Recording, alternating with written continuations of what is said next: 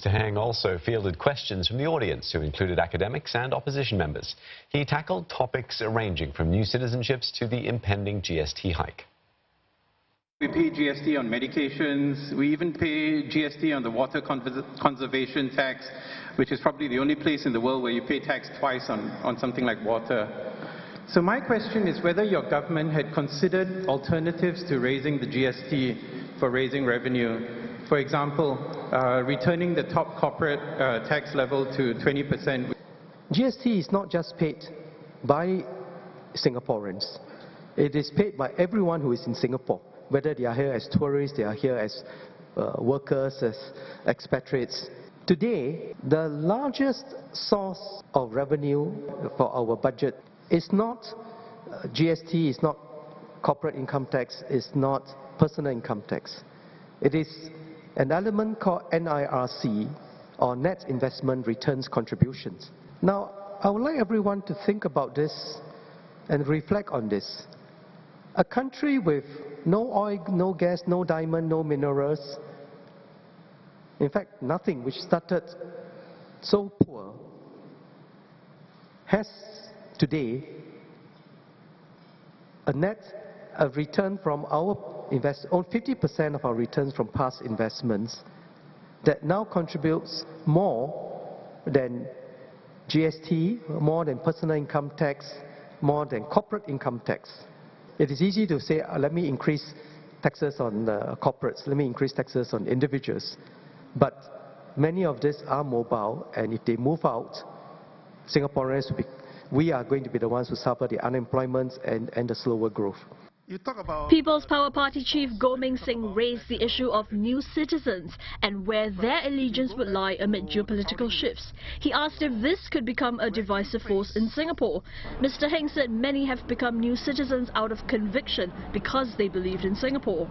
We should, as Singaporeans, make the best effort to integrate them into our society, to welcome them, so that they can be part of our team. And in that regard, I must say that I am very troubled that so many people are seeking to exploit these differences. Having new citizens is very much part of our effort to take care of Singaporeans.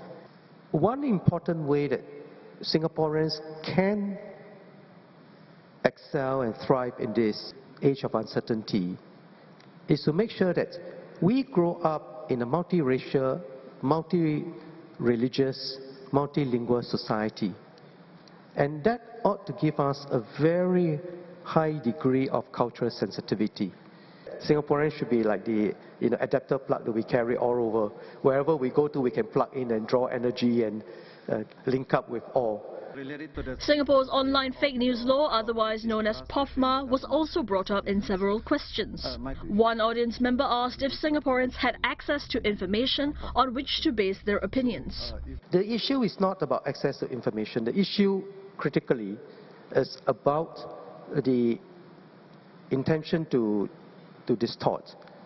I issued the first correction on POFMA because it was alleged that Temasek and GIC have lost $4 billion in the Emirati project because the Emirati project was cancelled and that we had already spent $4 billion.